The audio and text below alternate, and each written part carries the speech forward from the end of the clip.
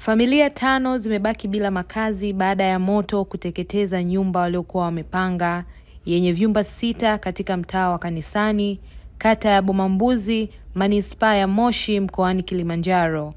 Kaimu kamanda wa jeshi la zimamoto na uokoaji mkoa wa Kilimanjaro, Gaddafi Dauda Masudi, amesema tukio hilo limetokea leo Jumamosi Februari 14, 2026 asubuhi, lakini halikusababisha madhara kwa binadamu.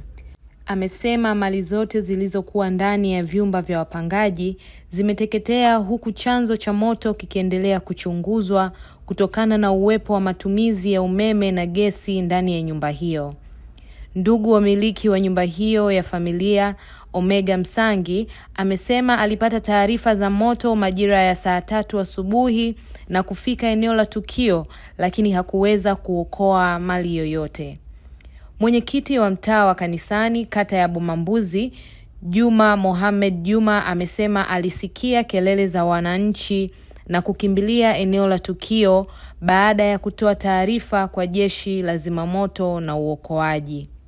Mmoja ya wapangaji, Juma Salehe, ambaye ni mfanyabiashara wa mboga katika soko la Manyema, amesema amepoteza mali nyingi na shilingi milioni 2.5 zilizokuwa ameziandaa kwa ajili ya biashara yake.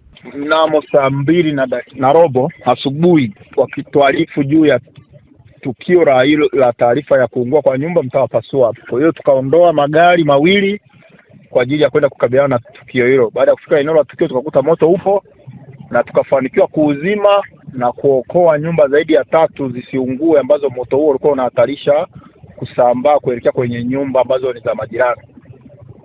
Na baada ya hapo tukajiridhisha kwamba moto umezimika na hakuna majeruhi. Kilichoungua ni vifaa vyote vilikuwa ndani ya nyumba ambao ni ya wapangaji, ambao vifaa mbalimbali, furniture na thamani zingine za ndani zote zimeteketea na moto huo. Uchunguzi wa awali bado tunaendelea kwa sababu kuna mambo mengi ambayo yanaonekana pale yalitokea, kwamba kulikuwa kuna matumizi ya gesi, umeme. Kwa hiyo bado hatujabainisha moja kwa moja kwamba tatizo litakuwa ni nini, lakini bado tunaendelea na uchunguzi na tumekusanya evidence tofauti. Kwa hiyo tutakapokuwa tumemaliza tutawajulisha. Ambayo imeungua ni nyumba ya wazazi, ni nyumba ya baba yetu na mama yetu mzazi. Lakini baada ya kufika hatukuweza kuokoa chochote. Vitu vyote viliteketea kwa moto.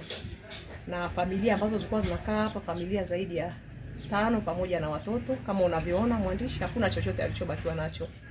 Kwa hiyo tulikuwa tunaomba serikali, kama serikali kuna jambo la kusaidia, wasaidie hizi familia ambazo zimepata matatizo makubwa. Hii ilikuwa ni nyumba tumepangisha ya wapangaji. Ina jumla vyumba vilivyoungua ni 6 na hivi vingine vya udongo. Nilikuwa niko nyumbani nikijiandaa kwa ajili ya kutoka, kabla sijaingia bafu kwa ajili ya kujimwagia maji, nasikia yowe za wananchi. Wakati wanapiga kelele, basi kabidi nitoke niungane nao.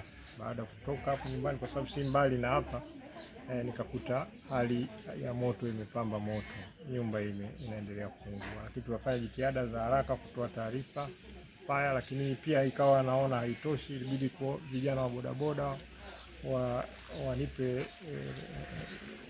usafiri ili kukimbia vingi tu, na pamoja na pesa zangu taslimu milioni 1 na milioni 2.5 ambazo niliziweka kwenye begi ili nikanunulia mzigo wangu, sababu mimi nifanya biashara Manyema, naanza kabiti rejareja na jumla.